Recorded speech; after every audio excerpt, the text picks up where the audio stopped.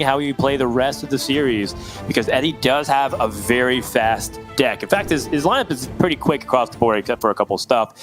So let's hop right into it. Game number 1, Muzzy versus Eddie for a chance at top 4. And Muzzy is going to be on the play, which, you know, whenever I'm in these rogue mirrors, TJ, it's a tale as old as Hearthstone itself. If I'm playing a rogue mirror, I want to be going second. I want to have the coin. I want to have bigger things to enable combos. So Eddie probably is feeling a little bit better about that right now. Yeah. It's not as potent as it once was in the days of Questing and Edwin. You don't have like those crazy power plays that you can do with the coin, but it's because of combo as a mechanic. Rogue has just, since the beginning of time, loved to be on the coin. This matchup's interesting. I think Weapon Rogue versus one of its non-polarized matchups, right? Weapon Rogue has, you know, like Priest without Ooze, which it just absolutely destroys. But then it has like Paladin, which is can be incredibly tough. And its non-polarized matches like Miracle Rogue, it's interesting because a lot of players think that it's just about going face. Ignore minions, hit face with your big weapons, and eventually you'll kill them. It's a lot about board control in the early game for Weapon Rogue. They have the tools to control the board. It's about controlling the board and drawing your cards, because you're going to be able to set up huge burst combos in the late game, and you just need to keep things under control so you have time to assemble those tools, assemble the Cloak of Shadows, assemble the actual poisons for the big weapon in the card draw, and then go for big burst over a few turns once everything is kind of stabilized, instead of just all out face. So it's a lot tougher of a deck than people give it credit for. And by people, I mean the players that are losing to it on ladder and think that it's just a one-dimensional deck that hits in the face, because that's just what you remember, but you don't remember the nuance of how to get through the early and mid game with the deck. Yeah, speaking of getting through the early game, Eddie's got a surprisingly slow start that's a little bit awkward because of the efficient Octobot that came out onto the board, and now Eddie has to wonder how he wants to deal with it, if he wants Muzzy to show that he can activate it himself, if Eddie doesn't want to do anything, but usually doing nothing here involves staggering up, and you know that he doesn't want to do that. If he sets up, you know, his own weapon as well, he has to start committing to the poisons. It's a little bit awkward across the board here for Eddie. So I imagine that he's going to set up his weapon and try and get his Shank stacking with the poison. Getting a durability is pretty nice, but more importantly for Eddie, he wants to start putting his game plan together. And I think from Muzzy's perspective, if that's the way you're going to use the coin, I think Muzzy's going to be A-okay with that. Can go ahead and continue to develop for tempo and push a little bit of damage. Yeah, the biggest decision there from Eddie, I think, was just whether or not to swing into the Octobot, right? Because a lot of times you don't want the Rogue to have the opportunity to cater their Octobot activation however they want, right? You want to just reduce the cost of cards that are already in their hand. Don't let them get the draw off the top. Don't let them like swindle and then reduce it. Things like that. So Eddie was like, well, if you can't reduce Octobot yourself this turn, it's just more efficient for me to go face, because this will be a race, and just showing me Octobot doesn't show me, you know, that you have the potential to go for this race. But it is a risk, right? Especially now. Ogremancer plus Swindle will be able to come out next turn, and Ogremancer is probably the toughest card for the Weapon Rogue to be able to deal with early on, because you need spells and you only have one-dimensional sources of damage. The direct damage you have is Wicked Stab, and unless you have a big enough weapon, which is rare by turn 5, you're not killing it.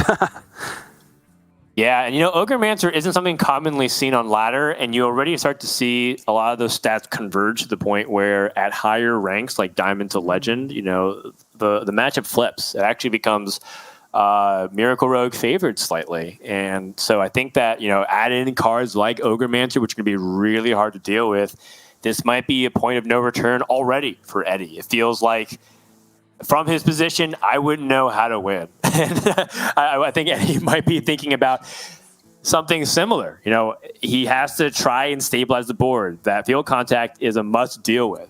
But at the same time, if he's dealing with field contact, he's not really developing his own game plan. He's only reacting, and he's not pushing the damage that he really needs. Rogue really benefits from clearing the board, developing and pushing a little bit of damage. And if not, pushing a lot of damage that you can threaten even more additional damage.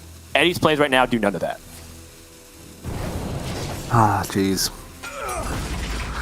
Yeah, it's slim pickings right now. There was a lot of lines that Eddie could have done there. He could have swung with his this weapon, drawn the card, because he did have the second Swine Tusk Shank left in his hand. He was really hoping to pick up a poison from that Wand Maker. There are the 2 1-cost potions, or poison, sorry. There's the Deadly Poison and the Paralytic Poison. So, and there aren't that many 1-mana spells in Rogue. So it's not likely, but there's a pretty high chance for you to hit off of Wand Maker. Yes, yes. I love the Evocation Secret Passage dynamic. It's so fun. I don't know if it's relevant at all. It probably won't even have an impact whatsoever. Not in this matchup. Is it epic? Hell yeah. Sign me up. In this Meanwhile, matchup, if I'm Eddie, sign me out. How do I get out of here? This is looking so bad. The problem is that anything he plays, any spell he plays, will activate the Ogremancer's ability and summons a taunt which he has to smack into, and he is falling behind on board the more cards he plays, and he doesn't have an easy tool to deal with it. And the nature of Ogremancer summoning minions with taunt is going to prevent Eddie from being able to race. So normally in a situation like this, when you know you lose the board, TJ, you're out as the aggressive rogue. Usually is, okay, I'm going to start pushing a lot of damage. Try to race my opponent and see if there's an opportunity for me just to rack up a little bit more, a little quicker. And that's not available to him either. Yeah, he's honestly not too far away from being able to kill this. I think he has to hit it now, so that way he can Wicked Stab it next turn. I don't think a face attack really does anything here, because his Ogremancer will have to be dealt with. Yeah, he's got to hit it here. It does take damage because of the Paralytic Poison, so that's the upside of it. So I like kind of the balance of the play there, because he gets to kill it with Wicked Stab next turn, only summon 1 additional... Oh, jeez. Is it just the nuts to Shadow Step the Ogremancer? I mean, the way Make a value trade, Shadow Step it? Yeah, I was thinking the way your opponents set up their damage last turn has heavily indicated that they're trying to eliminate it through things like a Wicked Stab.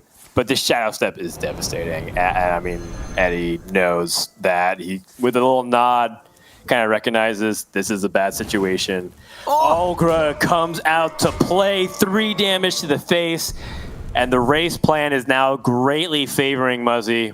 It already was, but now it's almost to the point where it's 90-10 in my mind. It's really starting to close out the entire window of what Eddie can be doing from this point. Full board clear.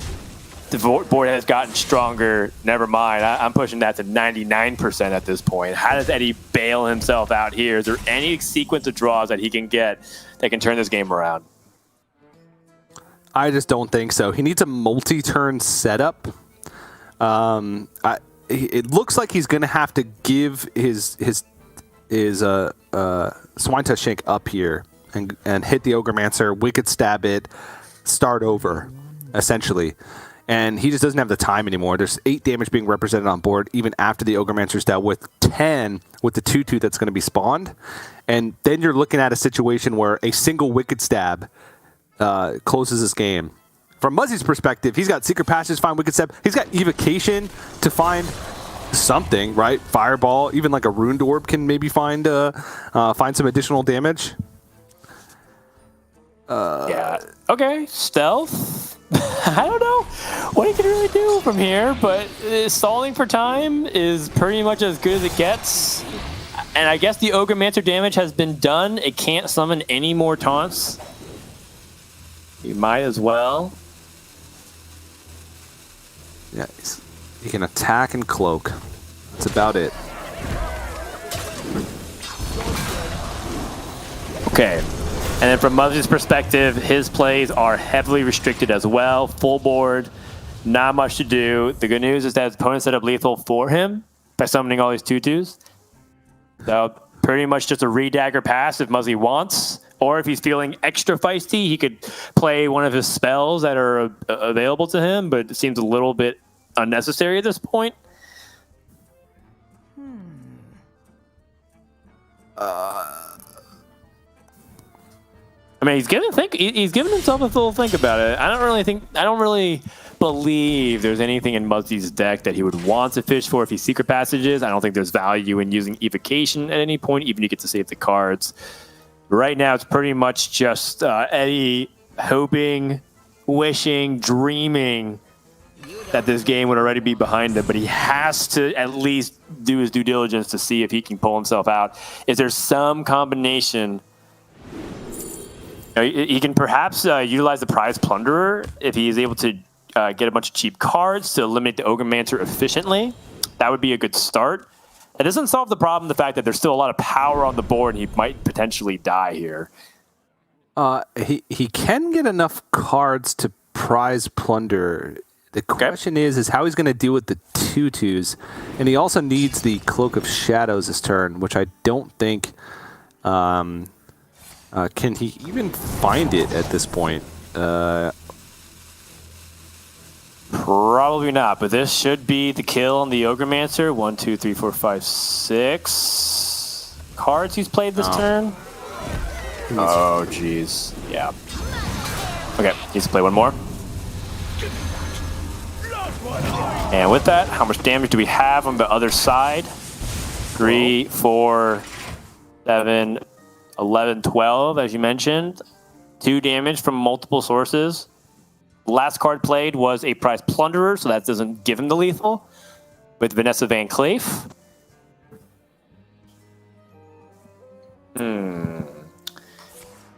Guess he could evocation just straight up for a few spells. Finds Brain Freeze. Finds Font of Power. Yeah, none of this leads to damage. Directly, at least.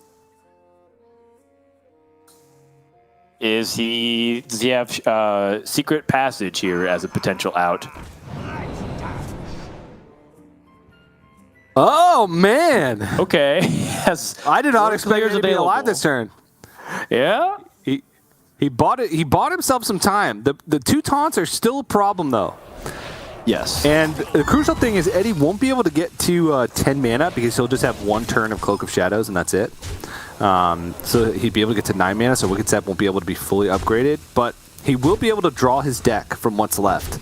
It's just, can he get 21 damage even through 2 taunts with what's left? Okay. Well, okay. Ogre. That's something. Let's keep track of the damage here. There's Cloak of Shadows. That's necessary. Ignore the Wicked Stab. That's not there. But Sinister Strike, Swindle, Sword. None of these are damage except Sinister Strike. So his deck is essentially useless. He's got 3 damage in his deck. He's got to win with just the cards in his hand. Right. Which I don't know if it's possible. He needs to find a way to have gotten past these taunts and swing to the face. But only thing is Wicked Stab, as you're talking about. And we saw the cards remaining, which is just not good enough here. So he's, yeah. Wait, does he have he has a Wicked Stab in his deck, though, right? No, he does not. The Wicked Stab on. Oh, okay. The remaining cards was. If it's played at anything other than rank 1, if it's played at rank 2, it doesn't show up as being used because it starts in the deck as rank 1. It's a little bit. Okay, I misread that graphic then. In this case, this is the best that Eddie can do, and hope that maybe, somehow, Muzzy can find a way to summon more taunts. I honestly just don't think Eddie has the damage, right? He's got this damage in hand. Even if it all went face, that would be 12, 15. It would have to all go face for 15, but he's got this 2/2 taunt. So Muzzy would have to trade his taunt in and leave a minion on the board, right? Yes. That would be the only way that Eddie could win, which is possible, right? But very unlikely. Muzzy should be able to count the damage that's left. I don't think there's anything randomly generated that's left in the hand with Yoink being used. He's got 5, 6, 8, 9, 10. So he just needs to have a taunt in play and kill all the minions. Actually, I think he just needs to do one of those things. Yeah, he's so far ahead. Yeah. And unless Eddie had more card generation, like I think Muzzy's like, I don't think there's anything you can do, but we will see. The Wicked Stab does help get past the taunt. That's 8 damage, 11 through the Sinister Strike, and I think that's it. You know, not even having the ability to do anything else beyond that point. Just as you can see, like part of the trickiness with Weapon Rogue is you might be in this kind of scenario, dying with 3 other weapons in your hand. And the Ogremancer comes up real big and clutch here for Muzzy in game number 1, able to win the Rogue Mirror. Yeah, and a card that's not really being included in a lot of Miracle Rogue decks, right? And that's the card that essentially won him that game. You could see just even Eddie was pretty close at the end. You're 5 points off of lethal, which is like, you know, 1 extra turn, 1 Wicked Stab worth of damage that needed to be sunk into that Ogremancer.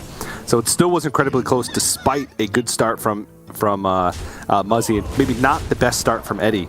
So that tech card coming in clutch, and I like the way Eddie played that game. Ogremancer is a very tough card to deal with because you have to minimize its impact and still find a way to deal with it. And I think Eddie did that. He did exactly that. It's just it had already done its damage. He had to spend 2 turns setting up a way to kill it. That was through a Shadow Step, and then by that time it was just too late. He didn't have enough time to buy himself with Cloak of Shadows. So a cool game, but one that Muzzy comes out on top of. Yeah, and if anything, there's, you know, commendations to, or rather, commiserations to Eddie, as, you know, it was a little bit painful to watch that go down, but he also got a lot closer than I thought he would. You know, I thought that Muzzy was so far ahead, there wasn't any reasonable chance for Eddie to win, and he ended up a few points off. So, you know, it's actually one of those scenarios where Muzzy got a little bit sloppy for any reason at all, took a little bit extra damage, maybe things could have gone the other way. Going into game number 2, this is what, you know, we're still in the middle of naming this deck correctly. I think a lot of people probably have different ways to identify it. We're calling it Minion Mage for now, largely because it's predicated on Aegwynn, the Guardian, which, you know, gives that death out of the next minion you draw, inherits that ability. So you can keep chaining that. Muzzy and Lorinda, a few other people call it Good Cards Mage. Call it a bunch of stuff. Is it okay to just call it a mid-range mage? I think that's fine. It's just that we never really named anything that. Dan, you can call this deck whatever you want, because I honestly have no idea. It's a weird deck. Card Mage. Like I want to call it Spell Damage Mage because the deck revolves around spell damage. But you're not running spells. That's the thing. Like, the only cards that you're actually putting in your deck that even benefit from spell damage are Cram Session, Shooting Star, and Raz Frost Whisper. And they're only like, they're like, not even, it's not like a Fireball or Mask of Cthulhu, right? But it does have Ruined Orb as well. It has ways to discover spells. So the engine is based off spell damage, like continuously drawing cards with Cram Session, discovering things, clearing boards. Those are the big things. Then eventually you're just going to win because you have big stuff and lots of it. And discovering spell damage stuff along the way is kind of a side effect. Now against this deck, it can be a little tough because you don't have a lot of disruption. You're gaining incremental power, and the strength comes from its ability to develop a board and then like protect that board with cheap spells and cheap spell damage. But against Weapon Rogue, you don't really have that many ways to protect yourself against just straight up burn damage. Yeah, you know, you don't have the Frostbolt, you don't have little small taunts to get in the way.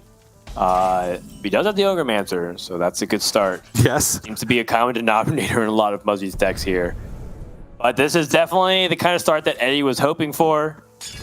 Being able to get the Silverleaf Poison, get his card draw going, shut down the amount of spells that Muzzy will be able to squeeze into a turn. Starting to get a little bit uncomfortable for Muzzy. You know, I think when it comes down to it, the deck just seeks to gain a lot of value from all of their cards. So maybe that's what we can just end up calling it. Have a mid-range value mage of some kind. But this is definitely not the position that Muzzy was hoping for. His best play is to eliminate the Cult Neophyte, maybe with the Ruined Orb, and go from there. Otherwise, he's stuck just stalling out and hoping that he can go for a more definitive tempo swing. However, in Muzzy's camp, I have to imagine that the number one thing he's thinking about are these 5 drops going into 5 mana, and what's the best way to set up for that? Yeah, which, I mean, he could try and set it up the best way he can, but it's still not a way to defend himself. But he's got time, right?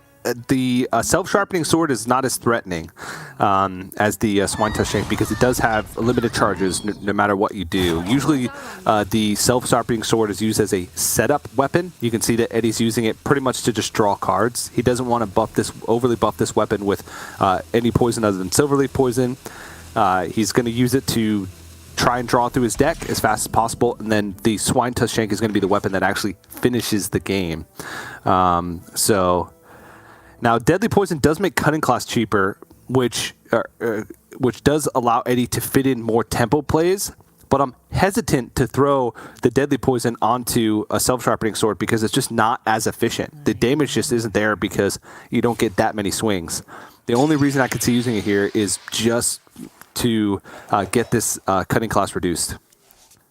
Yeah, I think that's fine, given that, one thing that we saw in the previous game was that Eddie had the damage, just didn't have the time. And so I think it's okay. You're not maximizing the value off the Shank to continually stack poison onto it and push damage. There's still 11 damage over 2 turns just from this alone. And Eddie can go for more, right? He has the ability to add another Deadly Poison, just to use it to deal 1 mana for 4. It's still pretty efficient from what the Rogue's perspective is, even if you're not getting maximum Shank value. What I do think about from Eddie's perspective is, do we want to draw extra cards here with the Swindle from this point on? And it seems like everything is going pretty good for Eddie. Ooh, another Cutting Class can rip that as well. Yeah, because of Prize Plunder being picked up, I think there's merit to holding on to it. So I'd like to hold.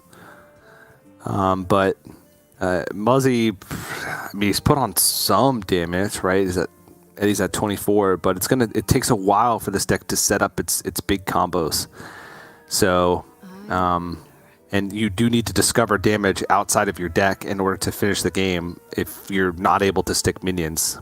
And Muzzy, this is the awkward spot for Muzzy. The Ogremancer, solid keep, pretty much won him the game in game number 1 with his Rogue, but now there's an 8 damage weapon sitting on the other side. And maybe that's another reason why Eddie decided to go not all in on the Sharpening Sword, but buff it up, because he saw a keep that wasn't being played in the early game. Maybe it's Ogremancer and wants a way to deal with an Ogremancer on 5. And so now Muzzy can't play it on 5. Has to pivot and play the Egwin instead.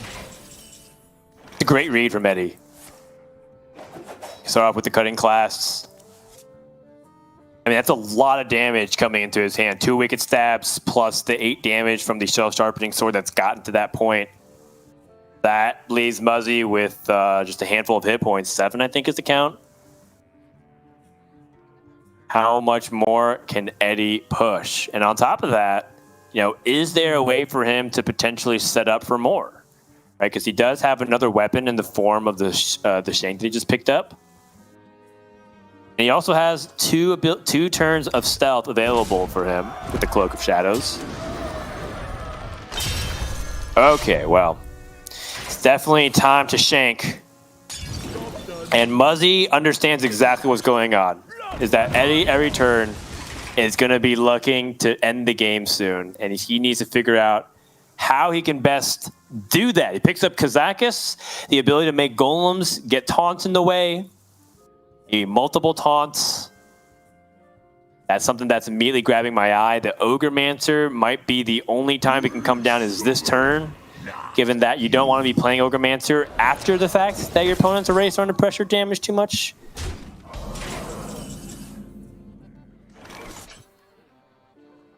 At this point, from Eddie's perspective, does it even really matter that the Ogremancer is there if he just ignores it, right? That's definitely a question on his mind.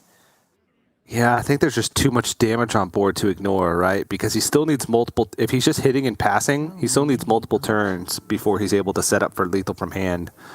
Unless, of course, he draws Sinister Strike, which is actually a reasonable play if he just hits face here and then passes. Next turn, Wicked Stab, Secret Passage. After he swings, of course, that'd be 6 damage, and then he would just need 1 extra damage to be picked up from Secret Pass. Oh, committing the Wicked Stabs now. And then has the ability to layer in the Cloak of Shadows over turns. Okay, this is definitely a creative, fusion of the plays that we were talking about, which is, hey, look, I'm shutting off interaction with my face. You can build up the board as much as you want. Do whatever you want, draw cards, generate resources, I don't care.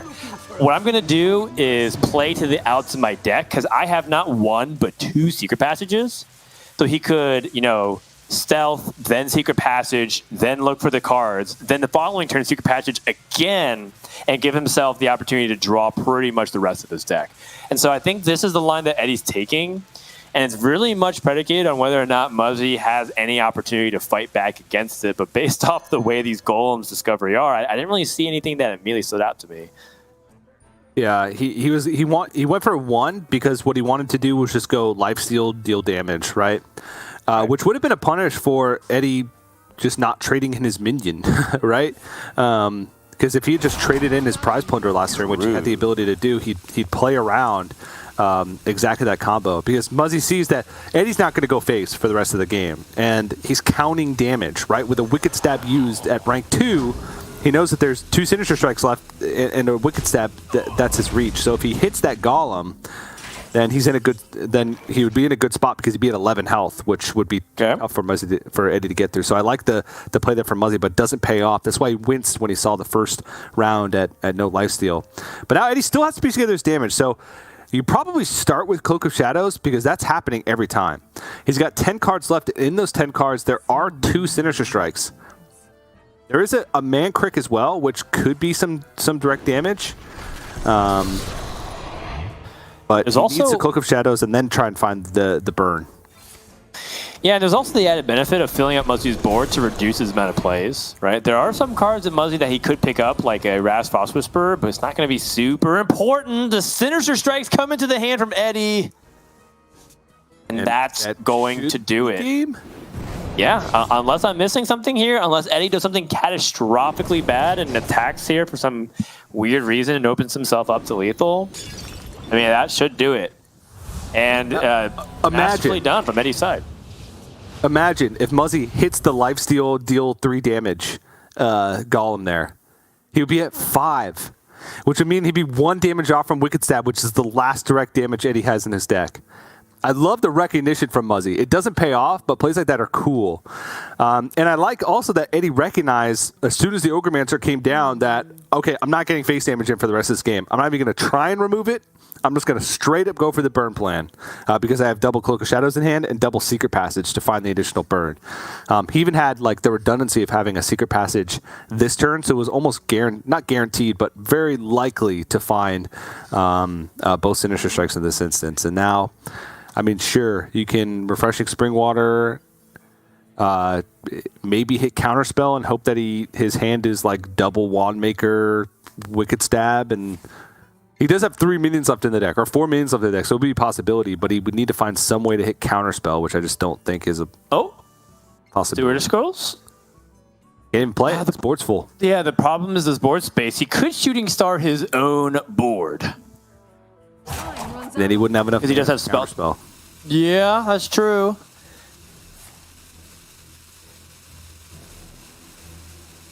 Okay, I mean, Muzzy's digging, searching, but he knows he's dead. There's very little chance that any of this happens. He's saying, okay, what I hope for is that you don't have Wicked Stab, and he does. So that's going to do it. Well done by Eddie, and that is a tied series with the Weapon Rogue able to get the win. Rogue starting off, it's the most popular class presented this weekend in terms of lineups. Rogue's able to get games 1 and 2 under their belt. So pretty good showing from Valeria and crew. Yeah, it's also one of the more flexible decks. We're seeing lots of different archetypes. I mean, just today we're seeing, we could call it 3 different archetypes because I'm going to classify Rami's Rogue as a completely different archetype in itself. Weapon Rogue, like nearly OTK Rogue, which is kind of what Rami's playing, and then Miracle Rogue.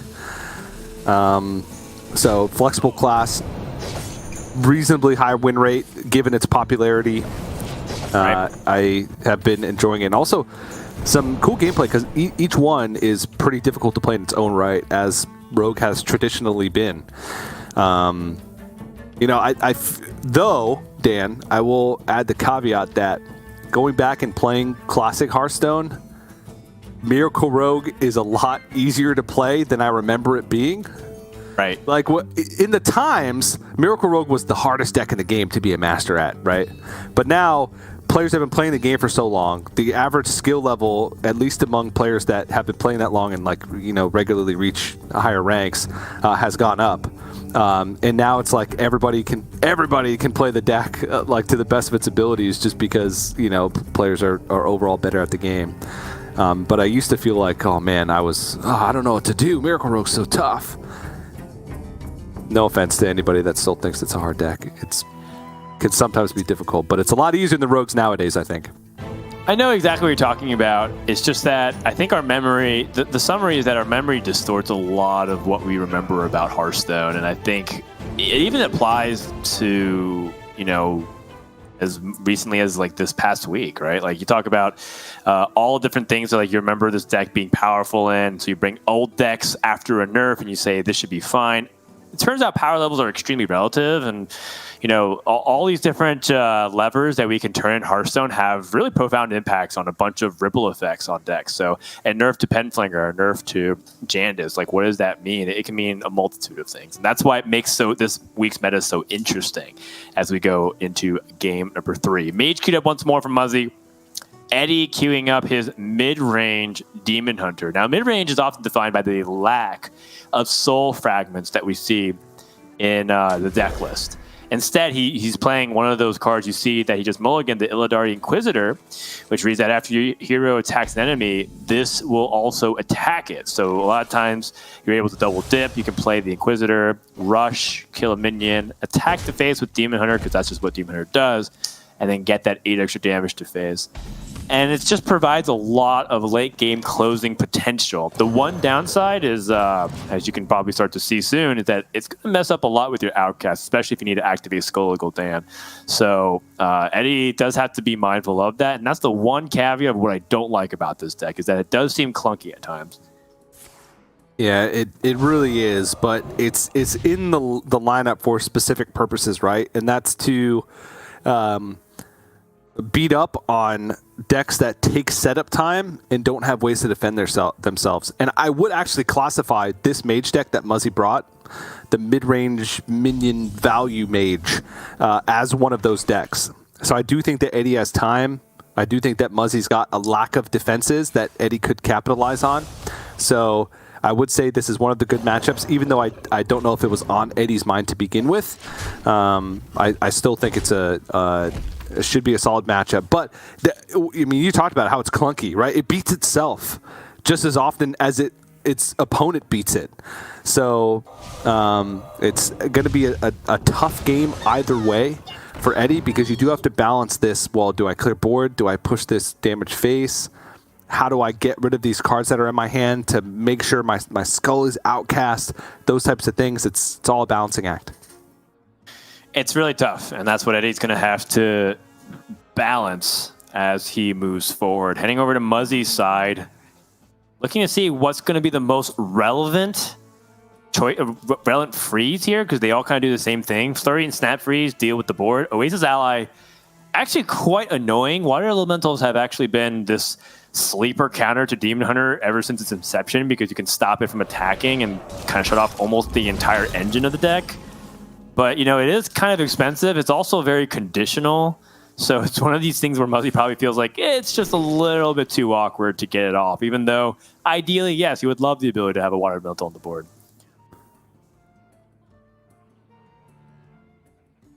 Well, this is awkward. Because the further he draws into the deck, the less likely he is to be able to get Skull outcast. He needs to keep dumping the cards he rips off the top, or else his Skull's going to be dead for so long. And it's going to be multiple turns before Eddie's able to do that. Does, though, need to draw, right? Because he needs to find the damage. He needs to find, the big weapons. Warglaze Vazanoth allows him to clear board, protect his minions, as well as push damage to face, which is one of the, even though it's been through like iterations of nerfs over the last year, it's still played in competitive decks, which is insane to me. Absolutely. I think that Demon Hunter as a class has just a special place, or rather special space right now amongst all the other classes, where it just feels like its natural power level is a little bit higher. And therefore, when you start adding really powerful combo cards, mana discounts are still one of the most powerful things you can do in any card game, period. And, Eddie has, a lot of those in his decks. It's just a really powerful class. The awkward thing is, the hand management that we talked about. And so right now, everything seems to be favoring Muzzy because it seems like it's going to be a little bit slow. The Kazakis finds a 5-mana Golem, and that's going to be the turning point, because I think a lot of times when we look at a mage deck like this, what they lack in early game bite, they really make up in mid game power, which is why I even labeled it when I was kind of compiling my notes. I labeled it as tempo mage at the first start because it really tries to go for decisive tempo swings, but it's not like as committed to that line where you go for a big burst of flood onto the board and play a bunch of spells to clear everything. It's a little bit less about that. It's a little bit more about power curving from like around this point of the game. And so it's all about whether or not Eddie can keep up with the pace, right? Like Muzzy's going to be playing good card after good card and threat after threat, and Eddie has to keep that in check. The good news for him is that he actually has great cards to do that. He's got 3 rushers that can immediately impact the board in the next few turns.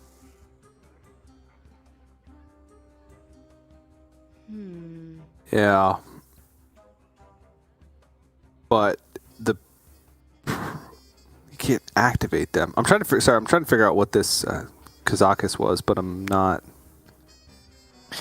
seeing it. No worries. I mean, he could. So Eddie could also just play the Blade Lady as a 6-mana card. I think a lot of people look at Bladed Lady and just think, you know what? I can get it for 1. Why pay 5 extra mana for it? It's like the reason why is because you're going to pay for it if you don't have a better play. In this case, this Battle Fiend, a little bit awkward because if you want to play things like the Relentless Pursuit, Ogremancer activates, it looks like a Bladed Lady hero power to me. And this is kind of the situation we talked about. It's not great, but it's not the worst thing ever. There's definitely weaker plays available for Eddie right now. Yeah, I mean, it looks decent, right? But it's not furthering his game plan. We just got word that the Golem is actually lifesteal and deal 3 damage to 2 minions. So if he plays Bladed Lady and hero powers, that is insane. Like that's the perfect clear because they're both going to be at 3 health, and he's going to be pushing damage. That's pretty sick. That's some crazy foresight from Muzzy. Yes. And, again, it shows you the power of Ogremancer. It's been pegged as one of the cards that is surprisingly, strong and almost to the point where it locks out certain decks from being able to compete in the mid-game and has to force them to do a lot of awkward maneuvering in order to deal with it. But this is a deck and a class that can actually excel. As much as Demon Hunter loves to play spells, it doesn't really rely upon them solely in order to win. Unlike the other side of the table here, Mage and Rogue in times, really needs to play those spells. Here comes that Greater Golem, clearing off the board, stealing life sticks for 6. It's the perfect card, the silver bullet for this situation. And now Eddie is going back to the drawing board here when in a situation where he was hoping to start pulling ahead. Because this is definitely not the position that he wanted to be in. No, not at all. So a long ways off from killing Muzzy. There's a lot of burst damage in this deck, but it's not infinite. He can't, especially if he's needing to use a lot of that burst damage to clean up a lot of the board, which I feel like he does now. There's multiple options here for Eddie. He can just go Relentless Pursuit, hero power, and just Battle Fiend and trade over the 5/5. Could also go double Relentless Pursuit, trade over the Golem, and play the Bladed Lady to have more board presence. But that's a lot of resources expended with the Relentless Pursuits just to get that a 6/5 on board. That's more damage to the face. That's overkill onto the Golem. I actually don't know which one's better.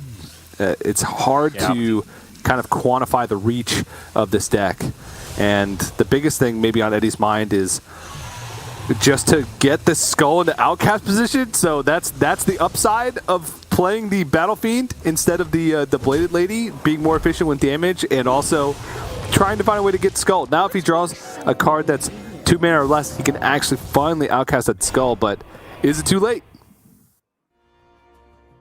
I don't think it's too late yet. Muzzy's hand's actually not that impressive.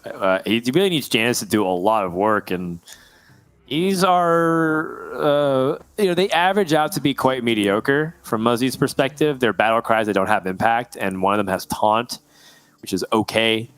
But more importantly for Muzzy is what's his follow-up plan. He's got some nice tricks with devolving missiles, the ring toss, he gets some secrets. He's really lacking a lot of follow-up at the moment, and it's largely because he's been trying to present threats, and he's been checking them at every juncture. Mm-hmm. Okay. All right, now we're talking. So now Eddie has the ability to go for Skull Gul'dan, start drawing, finding different things that he can do, finds a cheaper Inquisitor, finds a Warglaive that's just a little bit too expensive. TJ, that's such a big deal. He was able to find a way to clear and push damage that would set up some really powerful combos. Not the end of the world, but in terms of progress into what Eddie wanted to develop, I think he was hoping just for a little bit better. Okay, though, because Muzzy's not exactly presenting the biggest amount of threats, so his life total isn't truly in jeopardy at the moment. Yeah, Eddie, the discounted Inquisitor actually does give a large amount of burst. Warglaives plus Chaos Strike is 5, then Relentless Pursuit is 9 plus 8. 17 damage from hand. Obviously, Muzzy's still incredibly healthy, but you mentioned hand not in the best spot. Not many minions, no minion generation. Does have the ring toss, though, which can help him at least disrupt Eddie's next turn, maybe buy him some time. Wow, this is spicy. All three of those secrets, the Oasis Alley, Mirrenity, and the Counterspell, all had merit to it. And once more, introduced with more options. Ice Barrier for life, just to ensure that he doesn't die immediately to burst. That is one thing that you think about with Skull Gul'dan. With mana discounts comes great opportunity for a power spike in the amount of damage that you can deal in one turn. The Oasis Ally, though, we've mentioned, very annoying for Demon Hunter to deal with. But there's ways around that. The one thing that I don't like about it is that Illidari Inquisitor is a card that can manage it. It can kill the Wild Elemental, and it can still attack face. You would think that it wasn't the case, but it very much came as a surprise to me the first time I found out that interaction, and I was I was pretty upset, TJ. I think I may have quit Hearthstone for about 30 minutes after that. I was like, okay. The one thing I've learned about Hearthstone over the years is nothing can beat card text, right?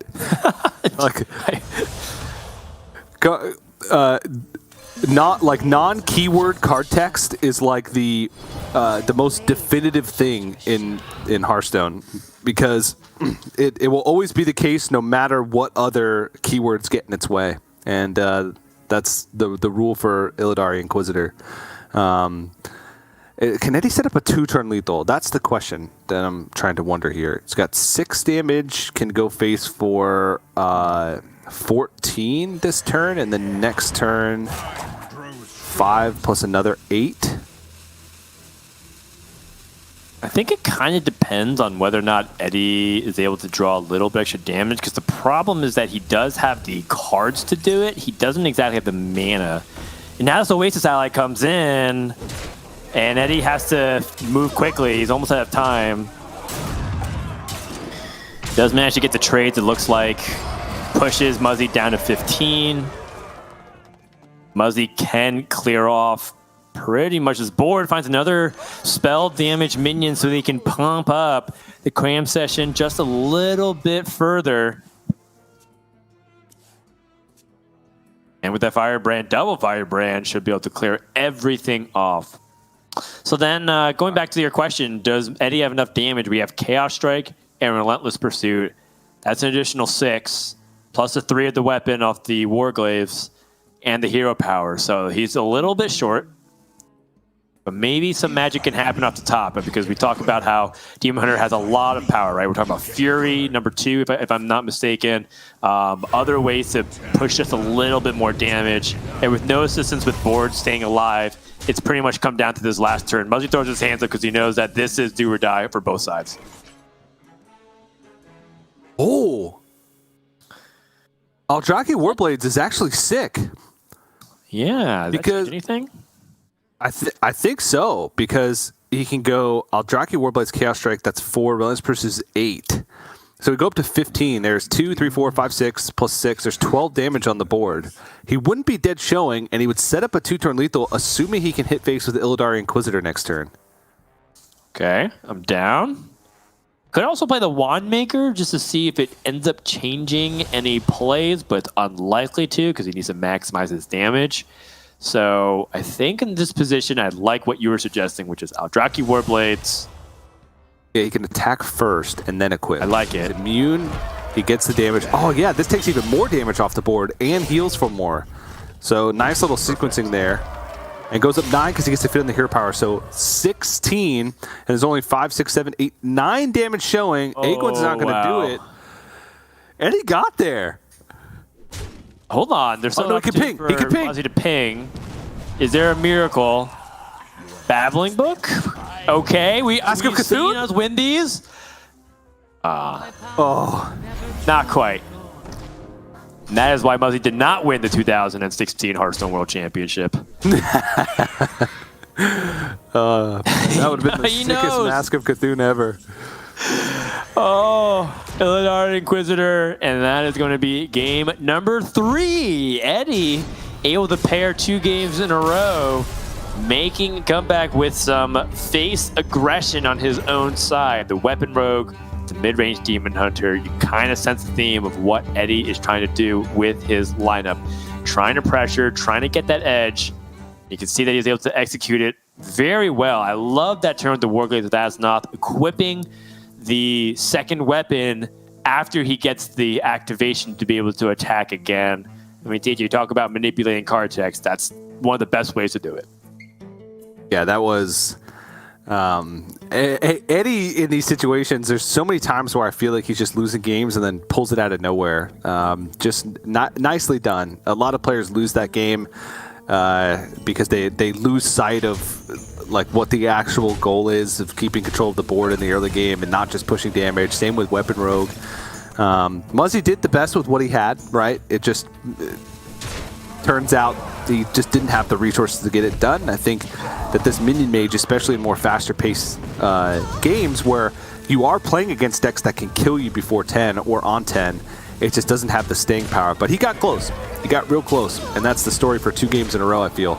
And now he's down 2-1.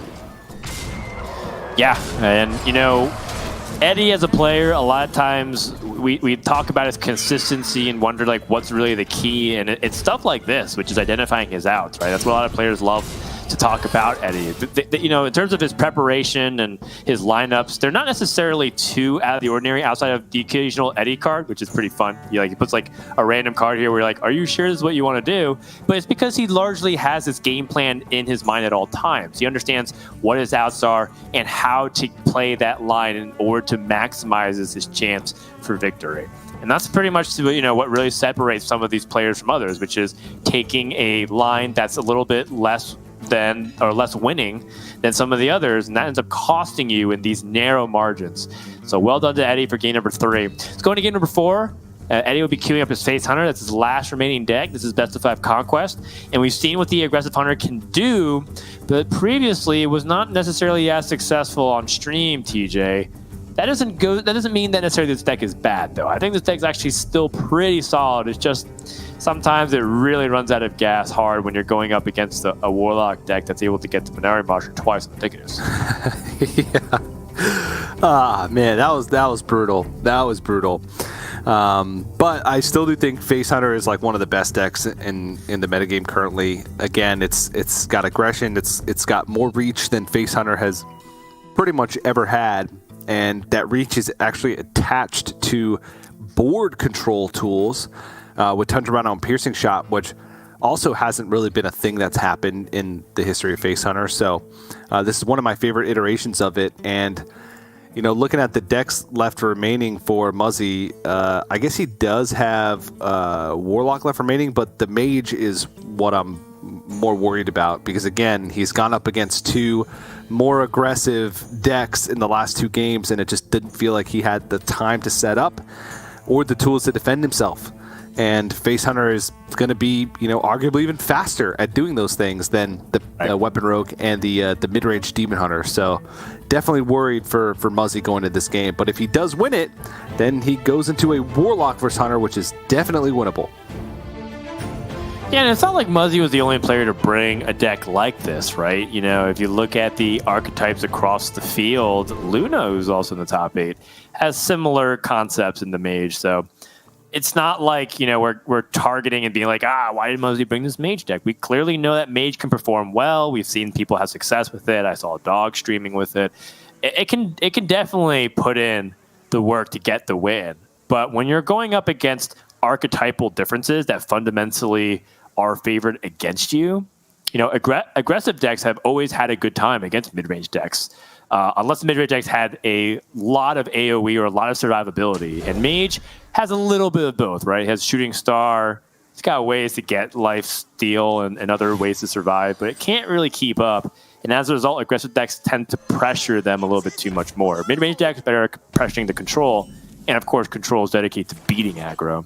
So, that's the kind of wheel that Muzzy is finding himself in, which is that this lineup seems to just really hurt this kind of Mage deck right now.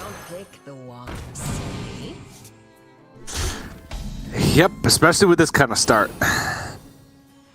Luckily, Muzzy has some early game minions to put in the way. But if these start hitting face, Muzzy still has to deal with them. And Muzzy even gives them... Oh, geez, the acknowledgement. Oh, boy. The funny thing is these can't be interacted with. Not that Muzzy has the tools to be able to do so, but usually this Mage thrives on its ability to interact with minions early on with devolving missiles and the Shooting Star to be able to control the pace of game early on. But not Imprisoned Felmaws. Not the Imprisoned Felmaws. You can't really deal with them very easily. The best way is what Muzzy's doing, which is to stack the board as strong as possible. Where does the Felmaw go? Just trades into one of the minions, very likely to do that. Unfortunately for Eddie, it's actually the worst possible minion, considering that he wanted to use the Wound Prey and the Pack Runner, which summoned a 1/1 Hyena every time you play a spell. And so he really wanted to combine it for some efficiency of clear, but does not really get such. And nice little positioning as well to ensure that things like Shooting Star and Combustion and even Cone of Cold, if it was generated, would be able to touch that, or touch both minions. Yeah. I actually seen some solid positioning in America's past couple days. Love to see it. I appreciate, because it's not always been the case. Season 2 last year was a fiesta of mechanical errors, and it seems like a lot of players have cleaned it up coming into the season. Have only spotted a few mistakes. Muzzy just in an awkward spot. Kokar Pack Runner is not really a great flurry target. Good positioning around the Combustion, which makes that awkward. You have an Imprisoned Felmaw emerging next turn, so you don't really want to trade all your minions in because you want to absorb some damage. And Eddie did the wise thing of respecting spell damage with this deck, which means that Cram Session, not really a viable draw option right now, is a 2-mana draw 1. Well, can Astromancer, but this is only a Font of Power, so it's not reduced like it would be if this was Primordial Studies, so can't do that plus Cram Session. Whew. Tough game. Yeah, it's not pretty, but Flurry just to freeze temporarily. The only thing that Muzzy can do to at least stop the immediate pressure. Hopefully this Felmaw trades favorably, gets 5 to the face. Which honestly is not the worst thing, but it can be pretty bad if Eddie's able to capitalize on his turn 4. He has Warsong Wrangler and the Piercing Shot as his full mana expenditures, but he does also have the ability to combo his 2-mana cards here. I'm thinking about how good Warsong Wrangler can be in this spot here for Eddie. Just because it helps fill out his curve, but does he not deal with enough on the board? We know what Mage can do with spell damage, so leaving up that Astromancer Solarian is pretty scary from Eddie's perspective. Yeah, the Warsong Wrangler is probably the play that I like the least. Piercing Shot what you mentioned of Scavenger's Ingenuity quick shot, that is a long-term setup because Scavenger's Ingenuity, if you do hit Tundra Rhino, you get the buff on that Tundra Rhino. Or not Tundra Rhino, why do I keep saying that? Trampling Rhino. And then you also get to double up the buff with Warsong Wrangler, pulling the other Rhino. Trampling Rhino. That Trampling Rhino. I'm like, Thundering Rhino? Yeah. Tundra Rhino? Thundering Rhino. Yes. The wind Rhino. We're going through all the elements here. Yes, he gets to pull the Trumpeting Rhino out of his deck with Scavenger's Ingenuity, and then double buff it with the Warsong Wrangler, pulling the second Thunderous Rhino. Yeah, it's a section of band class. You know, it's a section of the band that you really hate having to play with because they just take up so much space and they're such loose cannons. Trumpeting Rhino. But yeah, and I think it's a good breakdown of like the kind of options that Eddie has, but that's assuming he doesn't lose the board state, and Mage is really good at doing that with spell damage, so all things make sense here. Picking up board presence, Wolfentinger getting the buff, summoning additional 3/2 maximum pressure, going upstairs. Muzzy does have Mask of Cthulhu, but it's one turn away from it.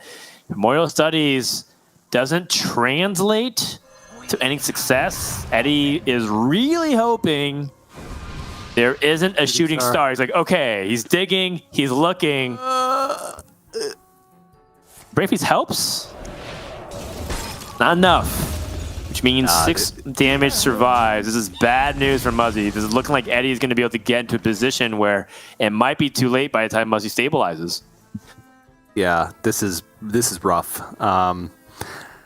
Eddie can go for the play of Warsong Wrangler into the second Volpertinger, which buffs the one on board, and then just Hero Power, and then that's 10 damage. You set up for Quick Shot Hero. No, Quick Shot Hero Power wouldn't be an out the next turn for lethal, but that would, I mean, Muzzy would have to remove the board.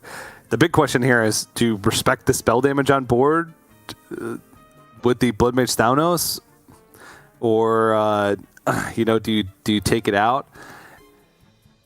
Yeah, it's a good question.